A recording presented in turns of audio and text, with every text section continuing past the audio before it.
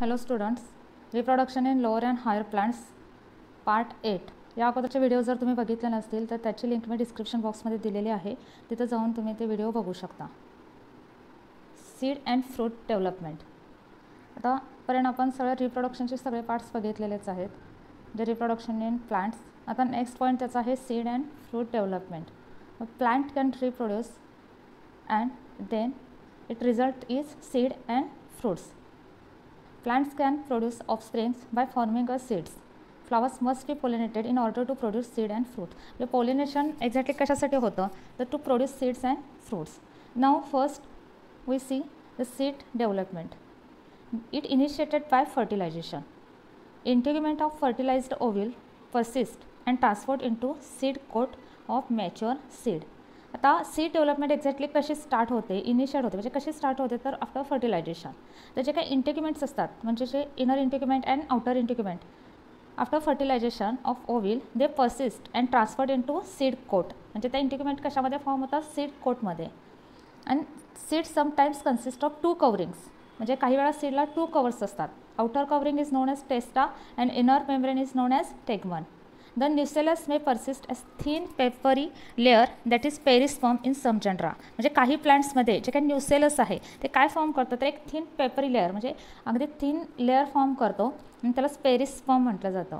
आणि त्याचे एक्झाम्पल्स आहेत बघा, ब्लॅक पेपर अँड बीट. म्हणजे जर आपण बघितलं की ब्लॅक पेपर किंवा बीटवर एक थिन असा लेअर म्हणजे पेपरी लेअर असतो, तो कशापासून फॉर्म झालेला आहे, न्यूसेलसपासून. And it knows as perisperm. Next is types of seeds. First is endospermic or albuminous seed and second is non-endospermic and ex-albuminous seed. First, endospermic or albuminous seed. In some seeds, food reserve in endosperm partially used in development of embryo. आपल्याला माहिती आहे की जे काही food reserve आहे एंडोस्पर्ममध्ये ते एम्ब्रिओकडून use केलं जातं, पण इथं काय केलं आहे ते partially used by embryo and the endosperm remains conspicuous.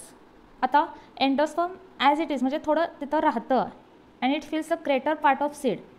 आणि तो काय फॉर्म करतो, एक greater part of seed form करतो, फील करतो. आणि अशा सीडना एंडोस्पर्मिक सीड म्हटलं जातं किंवा अल्ब्युमिनस सीड. म्हणजे याचं मिनिंग काय तर त्याच्यामध्ये जे काय फूड रिझर्व आहे ते लार्ज अमाऊंटमध्ये असणार आहे, कारण डेव्हलपिंग एम्ब्रिओनं काय केलं आहे पार्शली त्याचं यूज केलेलं आहे. त्यामुळे तिथं जे काही फूड रिझर्व आहे ते लार्जर अमाऊंटमध्ये असेल आणि ग्रेटर पार्ट जो आहे सीडचा तो कोणी कवर केला असेल एंडोस्पर्मनं, म्हणून तशा सीडना काय म्हणतात endospermic or albuminous seed. Next is non endospermic or ex albuminous seed. तर इथं काय असणार आहे बघा, in this seeds embryo absorb food reserve. आता एम्ब्रिओ काय करतं ते जे काही फूड रिझर्व आहे ते ॲब्झॉर्ब करतं कम्प्लिटली. म्हणजे इथं कसं आहे पार्शली आहे आणि इथं कसं असेल completely during development. So endosome disappears. Endosperm disappears. Major difference बघा काय तर पार्शली यूज केलं आहे, इथं कम्प्लिटली यूज केलं आहे. इथं काय it fills greater part and here it is endosperm disappears. So these are the 2 types of seeds. An example in endospermic seeds are castor, coconut and maize. And example of non-endospermic seeds are pea and bean. त्या मेजरचा difference तुम्हाला लक्षात आलाच असेल. Next is cotyledons. तर cotyledon आणि मायक्रोपाईल exactly कसे असतात बघा, म्हणजे मॅच्युअर जेव्हा सीड डेव्हलपमेंट होते तेव्हा in some non endospermic seeds it act as a food storage. म्हणजे जे काही नॉन एंडोस्पर्मिक सीड्स असतात त्यांच्यामध्ये ॲज अ फूड स्टोरेज म्हणून कॉटिलेडॉन काम करतात, आणि जे काही अदर सीड्स असतील त्यांच्यामध्ये as a photosynthetic organs. Then micropyle. Micropyle is a small pore in seed coat. आता जेव्हा आपण डायग्राम बघितली होईलची तेव्हा तुम्हाला ते स्ट्रक्चर लक्षात असेलच मायक्रोपाईलचं. And it is a small pore in seed coat and now it allows the entry of water and oxygen during soaking. म्हणजे सोकिंग जेव्हा होतं म्हणजे वेट केले जातात सीड्स तेव्हा काय होतं तर ऑक्सिजनच्या वॉटरच्या एंट्रीसाठी काय असणार आहे हे स्मॉल पोअर असेल म्हणजेच मायक्रोपाईल. हे झालं सीड डेव्हलपमेंटचं. नेक्स्ट असणार आहे fruit development. Development of fruit triggered by the hormones produce by developing seeds. म्हणजे सीड्स काय करतात तर हार्मोन्स सिक्रेट करतात आणि ह्या हार्मोन्स सिक्रेटमुळे काय होतं तर फ्रूट ट्रिगर्ड होतं. ट्रिगर्ड म्हणजे त्याचं स्टार्ट होतं, फ्रूटची डेव्हलपमेंट स्टार्ट होते. Next is after zygote formation ovary differentiate into fruit and ovary wall in pericarp. म्हणजे झायगोट फॉर्मेशन झाल्यानंतर ओव्हरी डिफरन्शिएट होते कशामध्ये तर फ्रूटमध्ये, आणि ओव्हरीची जी काही वॉल आहे ती डिफरन्शिएट म्हणजे डेव्हलप होणार आहे पेरिकार्पमध्ये. Pericarp is 3 layered. Pericarp is 3 layered and differentiated into fleshy fruit. म्हणजे जे काही फ्रूट्स फ्लेशी असतात ते कशामुळे असतात तर 3 layers of pericarp.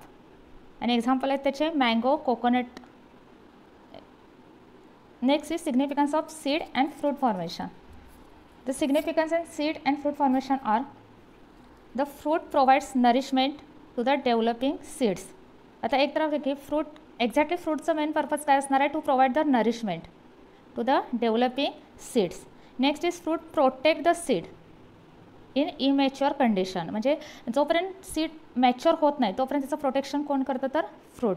Seed serve as a important propagating organ of plant. म्हणजे प्रोपॅगेटिंग ऑर्गन म्हणजे काय, तर पुढे स्प्रेडिंग, त्याचं स्प्रेडिंग होण्यासाठी, त्या स्पेसीचं स्प्रेडिंग होण्यासाठी कोण इसेन्शियल असणार आहे, तर seeds. So they serve as a important propagating organs.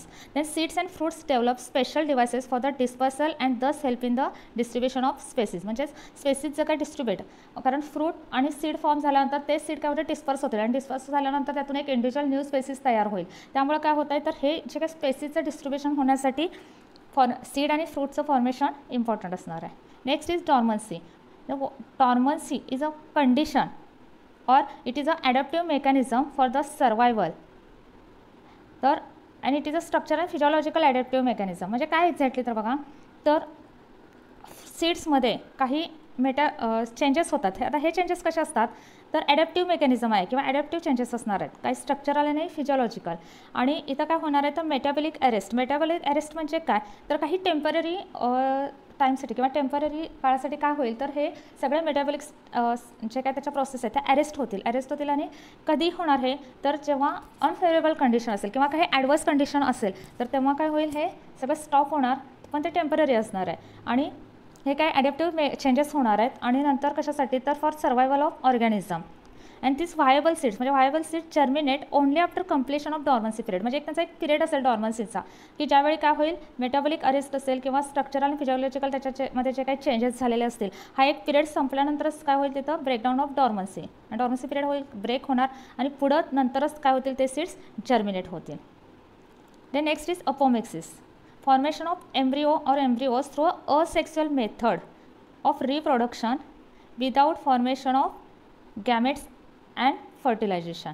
आता फॉर्मेशन ऑफ एम्ब्रिओ, हा एम्ब्रिओचं जे काही फॉर्मेशन आहे through asexual method of reproduction and without formation of gametes आणि फर्टिलायझेशन. म्हणजे इथं फर्टिलायझेशन होणार नाही किंवा गॅमेट फॉर्म होणार नाहीत. तर आणि इथं काय होईल, तर रिप्रोडक्शन होणार आहे. It is a unusual sexual reproduction without meiosis and syngamy. आपल्याला माहिती आहे की सेक्सुअल रिप्रोडक्शन म्हटल्यानंतर फर्स्ट स्टेप त्याची काय असते, एक तर मिओसिस म्हणजे production of haploid gametes and then the fusion of haploid gametes to form a diploid zygote, ज्याला सिंगॅमी म्हणतात. तर ह्या दोन प्रोसेस इथं असणार नाही आहेत. म्हणजे without this process there is unusual sexual reproduction. The embryo develop into ovule and ovule develops to form a seed. याचे अपोमिक्सिसचे दोन टाईप्स आहेत बघा. Apogamy, first is apogamy. In apomixis gametophyte organ or cell produces embryo-like structure. Most important is it forms the embryo-like structure without fertilization, because here is no meiosis, no syngamy, so no fertilization, and there is a production of embryo-like structure and it is known as apogamy. Next is apospory. When diploid sporophyte cell produce diploid gametophyte without meiosis.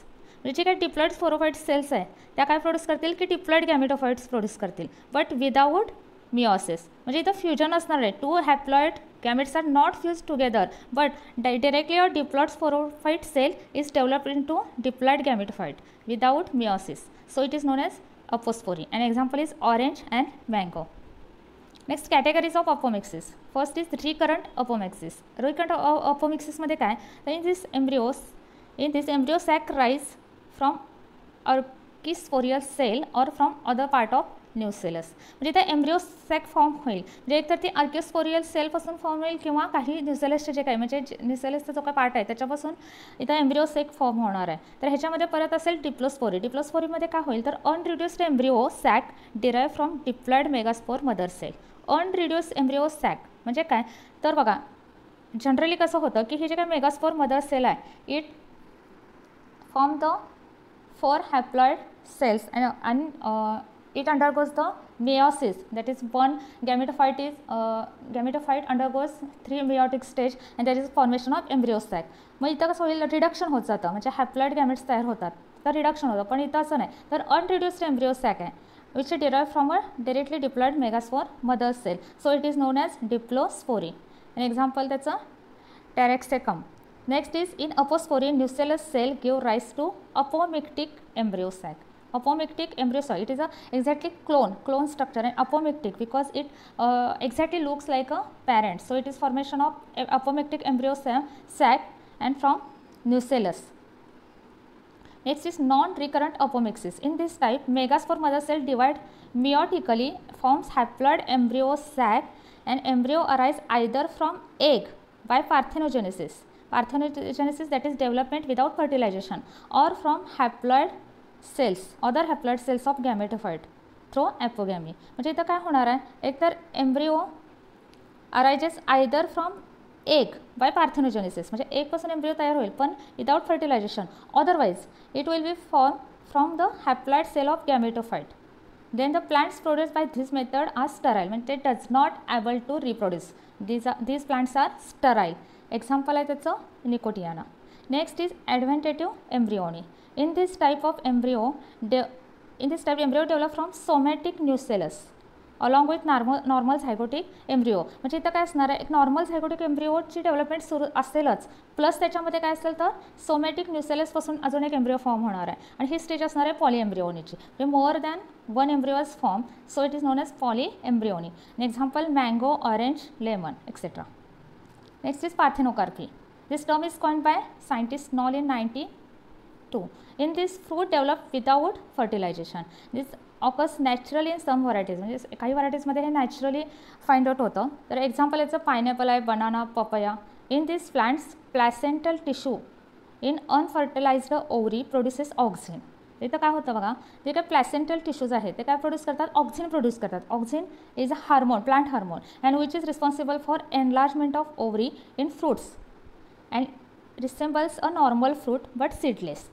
इथं काय असणार आहे, तर जे काही प्लॅसेंटल tissue आहेत ते काय करतील, तर फर्टिलाइज्ड ओव्हरी, कारण इथं जे काही डेव्हलपमेंट आहे ते कसे आहे, विदाउट फर्टिलायझेशन आहे. So ovary is unfertilised ovary produce here there is production of auxin and which is responsible for enlargement of ovary. Ovary enlarge होईल आणि प्लस काय होईल, तर एनलार्ज होऊन त्याचं काय होईल, फ्रूटमध्ये कन्व्हर्जन होईल. पण हे फ्रूट कसं असेल, नॉर्मल फ्रूटसारखं जरी असलं तरी कसं असेल, ते सीडलेस असणार आहे. Next is polyembryony. Polyembryony means the development of more than one embryo inside the seed. The seed मध्ये more than one embryo form होणार आहेत. The first this polyembryony is first noticed by Leeuwenhoek in seeds of citrus genus. Polyembryonic condition result in emergence of multiple seedling.